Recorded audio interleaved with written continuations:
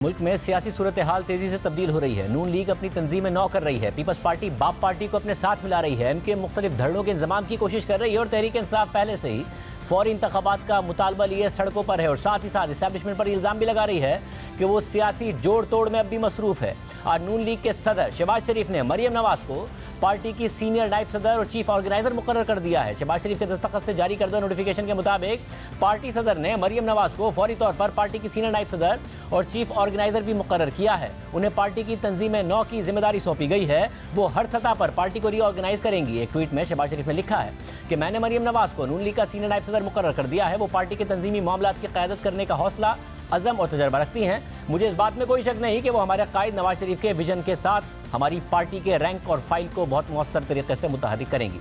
इससे पहले 3 मई 2019 को नून लीग की तंजीमें नौ की गई थी, जिसमें मरियम नवाज और हमजा शहबाज समेत 16 नायब सदूर के नामों का ऐलान किया गया था और सिर्फ शाहिद खान अब्बासी को सीनियर नायब सदर बनाया गया था और अब मरियम नवाज को सीनियर नायब सदर के साथ साथ चीफ ऑर्गेनाइजर भी बना दिया गया है। दिलचस्प बात यह है कि वो 3 माह पहले 5 अक्टूबर को लंदन रवाना हुई थी और उसके बाद से अब तक वहीं मुकीम हैं और वतन वापसी से पहले ही उन्हें पार्टी की ऑर्गेनाइजेशन सौंप दी गई है। कहाँ सियासी मामला जा रहे हैं, सीनियर साहब तज़कियाकार मुजीबुर रहमान शामी साहब हमारे साथ मौजूद हैं। शामी साहब बहुत शुक्रिया। शामी साहब, मरियम नवाज साहिबा है नहीं मुल्क में, वापस आने का पता नहीं है, चीफ ऑर्गेनाइजर बना दिया, तंजीम साजी की उन्हें जो रिस्पॉन्सिबिलिटी दे दी, हुकूमत के अहम फैसले भी नहीं कर पा रही है अभी तक पीडीएम हुकूमत। आपको लग रहा है ये आउट ऑफ आइडियाज़ हैं, ना इनसे हुकूमत चल रही है, ना ये समझ में आ रहा है कि पार्टी का क्या करना है, या कम अज़ कम कोई मंतक नज़र आ रही है आपको फैसलों की? देखें, मुस्लिम लीग नून में एक खला तो मौजूद है वो क़यादत का। नवाज शरीफ साहब लंदन में हैं और शहबाज शरीफ वज़ीर आज़म हैं, उनको अपने काम से फुर्सत नहीं है। तो मुस्लिम लीग नून की जो तंजीमी मामलात हैं वो काफ़ी दगरगू हैं और एक अरसे से ये तजवीज़ ज़ेर बहस थी कि मरियम नवाज शरीफ को ये ज़िम्मेदारी सौंपी जाए। तो मेरा ख्याल आहिस्ता आहिस्ता इस पर कंसेंसस हो गया, क्योंकि मरियम जो हैं वो नवाज शरीफ साहब का जो हल्का असर है उसको मुतहर्रिक कर सकती हैं, उसमें उनकी एक क्रेडिबिलिटी है और वो सरगर्म हो सकती हैं और मुस्लिम लीग को कर भी सकती हैं। तो मेरा ख्याल है कि जो फ़ैसला किया है वो एक अच्छा फ़ैसला है। इससे मुस्लिम लीग नून पर अच्छे असरात मुरतब होंगे और जो मुस्लिम जी, मगर शामी साहब, आपको लगता है कि इस वक्त कोई डायरेक्शन है नहीं, ना ही पार्टी की बतौर नून लीग की, ना ही हुकूमत की, जिसकी ज़ाहिर सरबराही इस वक्त नून लीग कर रही है, हुकूमत पीडीएम के, कोई सिमत नहीं है इस वक्त? ये बात तो एक हद तक तो दुरुस्त है, लेकिन अब जब सर पे पड़ चुकी है तो पर हुकूमत अपने मामलात जो हैं सीधा करने में लगी हुई है। अभी तो आपने देखिए फैसला किया है कि भाई अब IMF के प्रोग्राम के साथ रहना है, मुश्किल फ़ैसले करने हैं, जो कीमतें बढ़ानी पड़े वो बढ़ानी है और आपने टैक्स वसूलियाँ उनमें इजाफा करना है। ये सारे काम तो आपको करने पड़ेंगे और जो भी कीमत है उसकी अदा भी करनी होगी। लेकिन इमरान खान साहब जो हैं उनका दबाव बरकरार है और वो हर रोज़ दुहाई देते हैं कि भाई दिवालिया होने वाले हैं अब, और ये भी कहते हैं कि ये मुश्किल फ़ैसले करेंगे। तो मेरा ख्याल उनको फ़ैसले करने देने चाहिए।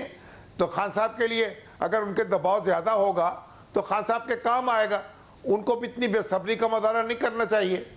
मतलब खान साहब अब इस्टेब्लिशमेंट पर भी इल्ज़ाम लगा रहे हैं कि बाप पार्टी के रहनुमाओं का पीपल्स पार्टी में जाना, MKM के धड़ों का यकजा होना वगैरह, ये सब इस्टेब्लिशमेंट करा रही है। फिर हमारे लोगों को भी पंजाब में कह रही है कि आपने न्यूट्रल रहना है एतमाद के वोट के वक्त। इस्टेब्लिशमेंट वाकई इंटरवीन करके ये मुख्तलिफ पार्टियों में सब कुछ करा रही है, या जो पहले मुदाखलत करके किया गया था वो रिवर्स हो रहा है?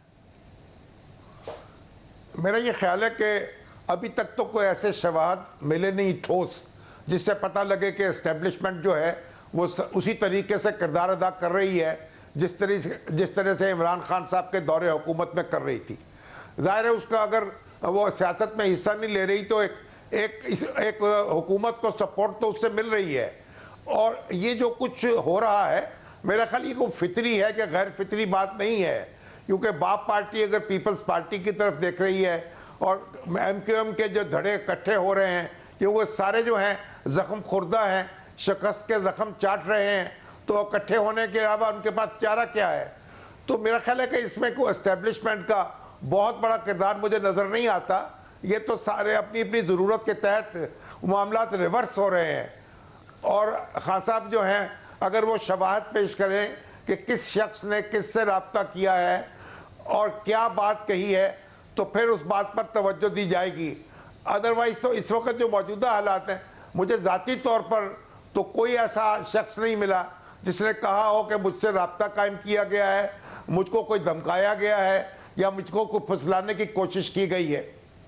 اور شامی صاحب جو خان صاحب کا پریشر ہے ظاہر ہے جب وہ باجوہ صاحب پر تنقید کرتے ہیں, باجوہ صاحب تو عہدے پر ہے نہیں مگر ساتھ میں کہتے ہیں کہ ان کا سیٹ اپ موجود ہے, پھر ساتھ میں اسٹیبلشمنٹ سے ڈیمانڈ کرتے ہیں کہ وہ چاہتے ہیں کہ ان کے ساتھ مل کے یہ جو مافیا ہے اس کے خلاف کارروائی کی جائے, پھر ISI بھی اس میں کردار ادا کرے.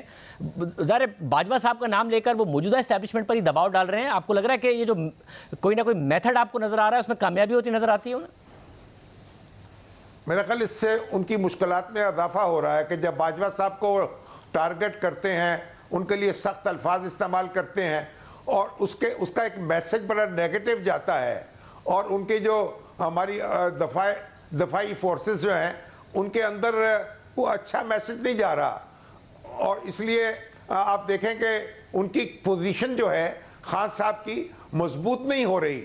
اور خود مجھے تحریک انصاف کے لوگ ملے ہیں جن میں تشویش پائی جاتی ہے, وہ نہیں چاہتے کہ باجوہ صاحب کو ٹارگٹ کیا جائے یا کوئی دباؤ بڑھایا جائے فوج پر. اور میرا خیال ہے کہ فوجی قیادت جو ہے وہ اس طرح کی گفتگو سے کوئی متاثر ہونے والی نہیں ہے, وہ اپنے راستے پر چل رہے ہیں.